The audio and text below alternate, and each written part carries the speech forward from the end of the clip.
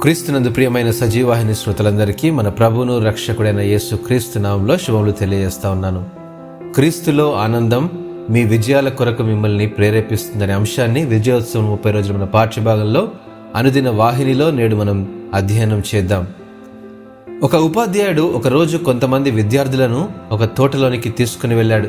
అక్కడ 2 రోజుల క్రితం నాటిన మొక్కను చూపించి దానిని పెరికివేయండి అన్నాడు. ఒక విద్యార్థి ముందుకు వచ్చి మొక్కను పట్టుకొని లాగివేశాడు.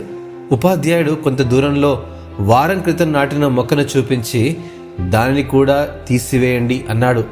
విద్యార్థి దానిని సులభంగా పీకివేశాడు.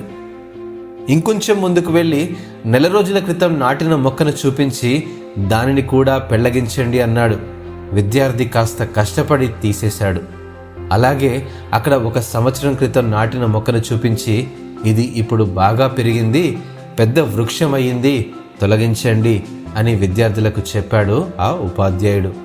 అప్పుడు ఆ విద్యార్థులు దాన్ని తొలగించడం మా వల్ల కాదు అని వదిలేశారు.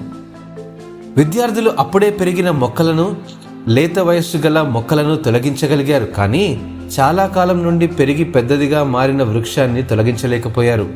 ఎందుకంటే 1 సంవత్సరం క్రితం అది ఒక మొక్క, ఇప్పుడు అది ఒక చెట్టు.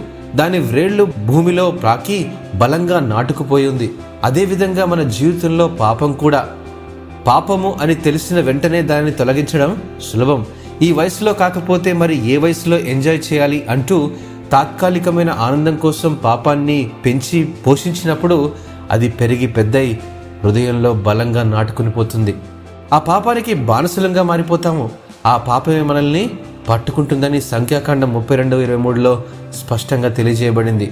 మనం పెంచి పోషించిన ఆ పాపమే మన జీవితాన్ని చిక్కుల్లో పడేస్తుంది, నాశనం కూడా చేస్తుందని హెబ్రీ పత్రిక 12:2లో కూడా హెచ్చరించబడుతుంది. చివరకు ఒక దినాన ఆ పాపం వలన ఎటువంటి సంతోషం లేదని గ్రహించి దేవునికి దూరమయ్యి ఆశీర్వాదాలు కోల్పోయి జీవితంలో శాంతి సమాధానం లేక తెలిసి చేసిన పాపానికి ప్రతిఫలం అనుభవిస్తూ రోధిస్తూ ఏడుస్తున్నవారు కొందరైతే ఆత్మహత్య చేసుకున్నవారు మరికొంతమంది ఉంటారు. దేవుడు మిమ్మల్ని పాపం నుండి విడిపిస్తాడు. ఇకపై పాపం జోలికి వెళ్లకుండా ఆయన కొరకు సాక్షిగా జీవించండి. యేసులో ఆనందం శాశ్వతమైనది. ఈ లోక ఆనందం కేవలం తాత్కాలికమైంది అని గుర్తుంచుకోవాలి. క్రీస్తులో ఆనందం మీ విజయాల కొరకు మిమ్మల్ని ప్రేరేపిస్తుందని మరొకసారి జ్ఞాపకం చేసుకుందాం. దేవుడు మిమ్మల్ని ఆశీర్వదించునుగాక. ఆమెన్.